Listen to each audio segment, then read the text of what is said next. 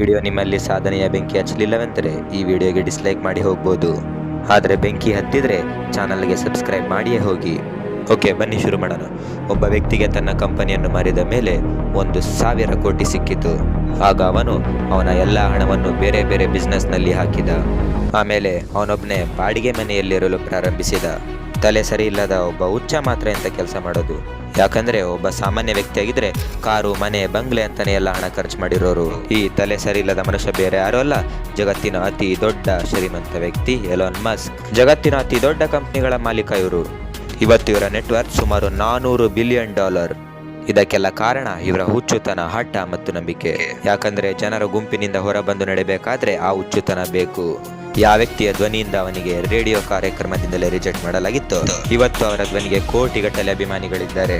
ಹೌದು, ನಾನು ಮಾತಾಡ್ತಿರೋದು Bollywood big boss Amitabh Bachchan ಅವ್ರ ಬಗ್ಗೆ. ಅವರ ಮೊದಲ ಸೂಪರ್ ಹಿಟ್ ಮೂವಿ ಜಂಜೀರ್ ಬರುವ ಮೊದಲು ಅವರ 17 ಮೂವಿಗಳು ಫ್ಲಾಪ್ ಆಗಿದ್ದವು. ಆದರೂ ಅವರು ತಮ್ಮ ಹಠ ಬಿಡಲಿಲ್ಲ. ಕೊನೆಗೂ ಅವರ ಹಠದ ಮುಂದೆ ಅವಮಾನಗಳು ಮಂಡಿ ಉರಬೇಕಾಯಿತು. ವಿರಾಟ್ ಕೊಹ್ಲಿ ಅವರದ್ದು ಇದೇ ರೀತಿ ಒಂದು ಸ್ಟೋರಿ ಇದೆ. ಇದು ಅವರಿಗೆ ಕ್ರಿಕೆಟ್ ಮೇಲಿರುವ ಛಲ, ಅಭಿಮಾನ, ಹುಚ್ಚುತನವನ್ನು ತೋರಿಸ್ತದೆ. 2006ರ ಸಮಯ ಅದು. ವಿರಾಟ್ ಕರ್ನಾಟಕದಲ್ಲಿ ರಣಜಿ ಟ್ರೋಫಿ ಆಡ್ತಿದ್ರು. ಮೊದಲನೇ ದಿನ 40 ರನ್ ಹೊಡೆದು ನಾಟ್ಔಟ್ ಆಗಿದ್ರು. ರಾತ್ರಿ ಅವರ ತಂದೆದು ಡೆತ್ ಆಗಿದೆ ಅಂತ ಸುದ್ದಿ ಬರುತ್ತೆ. ಎಲ್ಲರೂ ಅನ್ಕೊಂಡಿದ್ರು ವಿರಾಟ್ ತಕ್ಷಣ ಮನೆಗೆ ಹೋಗ್ತಾರೆ ಅಂತ. ಸ್ವಲ್ಪ ಜನ ಅಂತೂ ಅವರ ಸ್ಥಾನದಲ್ಲಿ ಯಾರನ್ನ ಆಡಿಸೋದು ಅಂತ ಯೋಚಿಸ್ತಿದ್ರು. ಆದರೆ ಮುಂದಿನ ದಿನ ಬೆಳಗ್ಗೆ ವಿರಾಟ್ ಕೈಯಲ್ಲಿ ಬ್ಯಾಟ್ ಹಿಡಿದು ಕ್ರೀಸಲ್ಲಿ ಬಂದು ನಿಂತಿದ್ರು.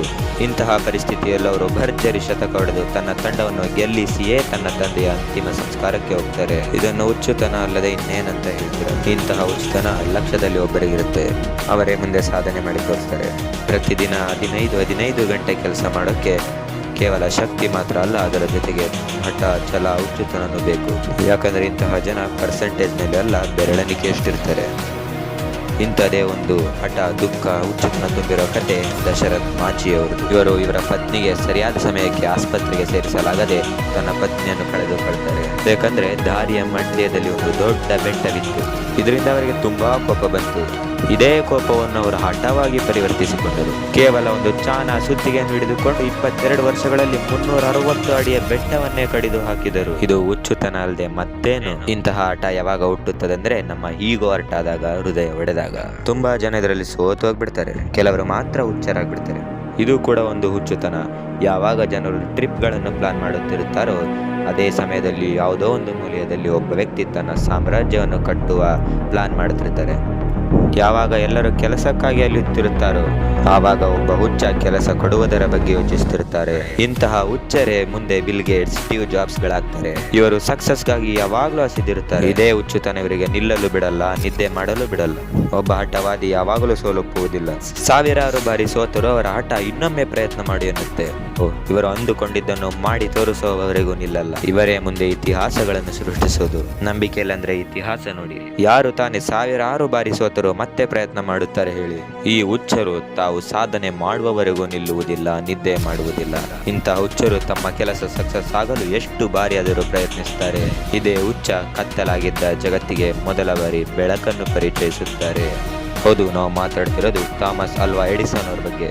ಇನ್ನು 65 ವರ್ಷದ ಒಬ್ಬ ವ್ಯಕ್ತಿ, ಅವರಿಗಾಗಲೇ ಸಾವಿರಾರು ಬಾರಿ ರಿಜೆಕ್ಟ್ ಮಾಡಿರುತ್ತಾರೆ. ಆದರೂ ಅವರು ಹಠ ಬಿಡಲಿಲ್ಲ. KFC ಎಂಬ ದೊಡ್ಡ ಸಾಮ್ರಾಜ್ಯವನ್ನೇ ಕಟ್ಟುತ್ತಾರೆ. ಯಾವ ವ್ಯಕ್ತಿಗೆ ಬ್ರಿಟಿಷರು ತಮ್ಮ ಹೋಟೆಲ್ನಲ್ಲಿ ಬರಲು ಬಿಡಲಿಲ್ಲವೋ ಇಂದು ಅವರು ಜಗತ್ತಿನ ಅತಿ ಐಷಾರಾಮಿ ಹೋಟೆಲ್ ತಾಜ್ ಹೋಟೆಲ್ನಲ್ಲೇ ನಿರ್ಮಿಸಿದರು. ಸ್ನೇಹಿತರೆ, ನೀವು ಒಬ್ಬ ನಾರ್ಮಲ್ ವ್ಯಕ್ತಿಯಿಂದ ಅಬ್ನಾರ್ಮಲ್ ವ್ಯಕ್ತಿ ಆಗಬೇಕಾದ್ರೆ ನಿಮ್ಮಲ್ಲಿ ಛಲ, ಹಠ, ಹುಚ್ಚುತನ ಬೇಕು. ಆಗ ಈ ಅಬ್ನಾರ್ಮಲ್ಗಳು ಎಂತಹ ಸಾಧನೆ ಮಾಡ್ತಾರೆ ಅಂದರೆ ನಾರ್ಮಲ್ ಜನರು ಇದರ ಬಗ್ಗೆ ಯೋಚಿಸುವುದಕ್ಕೂ ಭಯ ಪಡ್ತಾರೆ. ಆದ್ರಿಂದ ನೀವು ಏನು ಮಾಡ್ಬೇಕಂತಿದ್ದೀರೋ ಅದರ ಬಗ್ಗೆ ಹುಚ್ಚರಾಗಿ ಬಿಡಿ, ಅದರಲ್ಲಿ ಮುಳುಗಿ ಬಿಡಿ.